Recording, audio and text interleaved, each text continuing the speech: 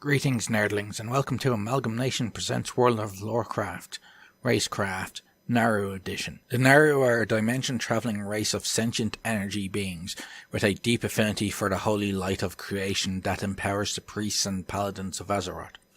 The Naaru bless the Draenei with this power in an effort to help them in their struggle.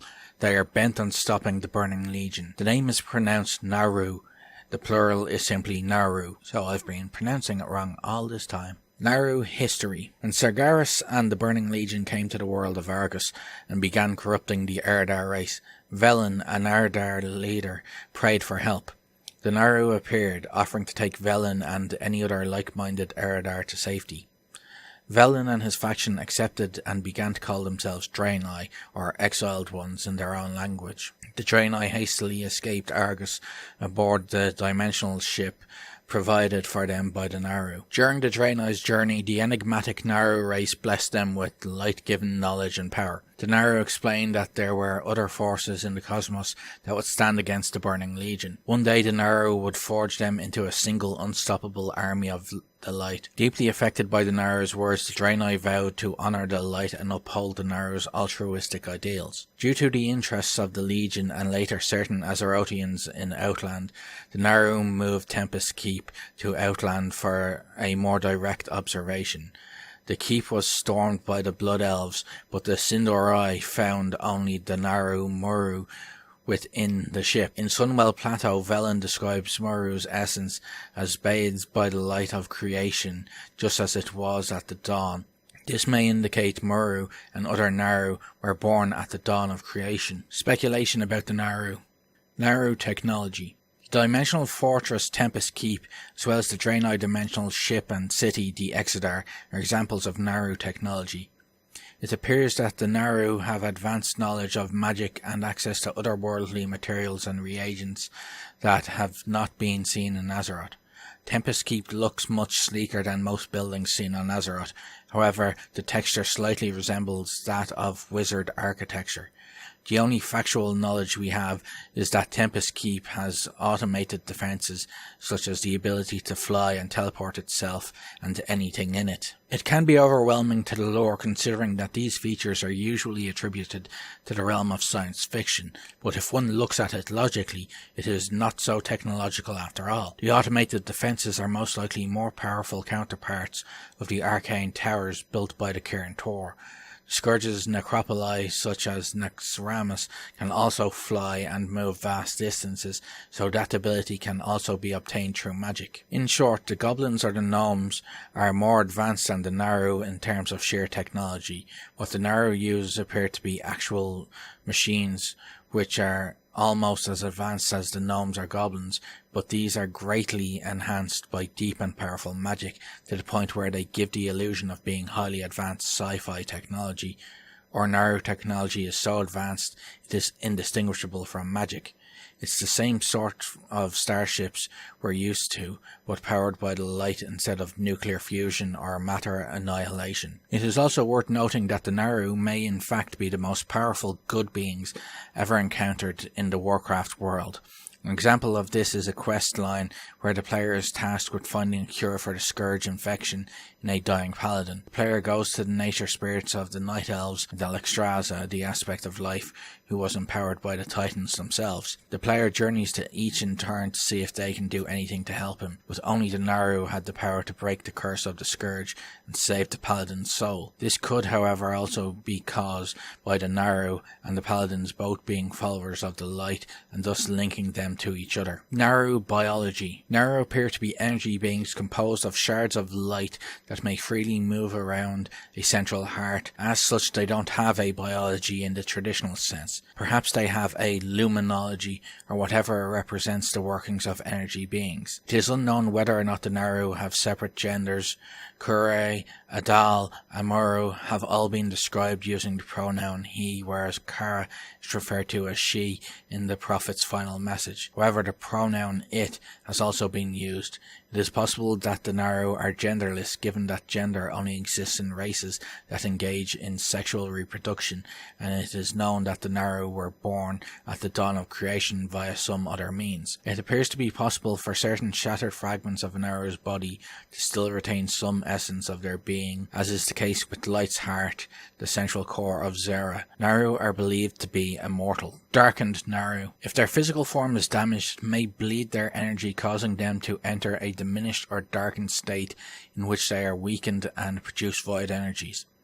Their energy may take up to 1,000 years to regenerate. It should be noted that some darkened Naaru still appear to harbour altruistic intentions. However, their weakened state may be exploited for nefarious purposes, such as creating void minions. It is unknown if this cycle occurs naturally without an external catalyst. The known currently darkened Naaru are Dore, Muru, and Kure. I don't know if I'm pronouncing them right, so don't hold me on that one. A Naaru's darkened state is apparently different than death. Naaru may leave a spark when they die, as in the case of Muru. Dark or light? Some players have expressed suspicion of the perceived perfection and altruism of the Naaru. Some believe that the Naaru have ulterior motives, or there is an undiscovered faction of Dark Naaru, as Dore himself says. Without the void, the light cannot exist. This could be taken to mean that if these Naaru are pure light and good, then there must be a polar opposite. That is, Naaru are another race who are as much darkness and evil as the ones we have encountered so far are good and pure. It should be noted that although Dore is currently a darkened Naaru, he appears to maintain good intentions. But there is also the possibility that his quote is simply referencing the dualistic nature of the void and light dichotomy, that both these forces are defined by their opposition to each other. Muru, now a darkened Naaru, is now a boss in Sunwell Plateau. It is not clear if he is now evil or simply a darkened Naaru whose weakened state has been exploited by Kil'jaeden or Kael'thas. After the raid gets him to 0%, he transforms into a void god named Entropius. Though Blizzard has addressed the confusion when asked the following question: what is the nature of the void state of the Naaru? For a being of light turning to such a dark being seems like a heavy weakness. Sucking in souls and causing destruction simply because of a loss in strength greatly diminishes their saintly image, though this might be a reason they don't act in combat very much, as turning on your army due to fatigue wouldn't be good for morale.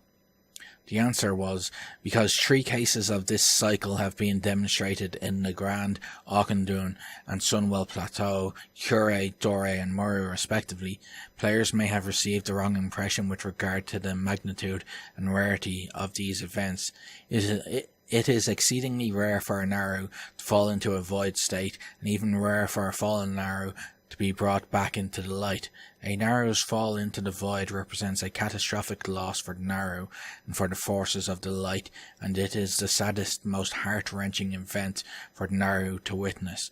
Conversely, a Naaru being reborn into the light brings renewed hope and sense of purpose to every Naaru. If energy beings could weep tears of joy, this would do it. Naaru factions. Various Naaru-related factions exist in-game, some of which you can earn reputation with. The current factions are Draenei, Naaru of the Exodar, Shatar, Naaru of Shatterat City. Prior to patch 2.4, there was also an abducted Naaru named Muru within Silvermoon, who was held captive by the channeling of Blood Elf sorcerers. This Naaru was the source behind the Blood Knights, Blood Elf paladins, who drained the powers of the holy light from him. At Kael'thas Sunstrider's signal, the elves stormed the dimensional fortress, quickly defeating its automated defences and claiming its satellite structures. The only real threat the elves discovered was a lone Naaru, who had stayed behind to maintain the keep's defences. With some difficulty, Kael'thas subdued the energy being and sent it to Quel'Thalas, so that the magic-addicted blood elves could feed upon it. Back in the capital city of Silvermoon, Magister Astalor Bloodsworn was not content with this idea. After long months of study and experimentation, he and his fellow wizards learned how to manipulate and corrupt the Naaru's luminous energies.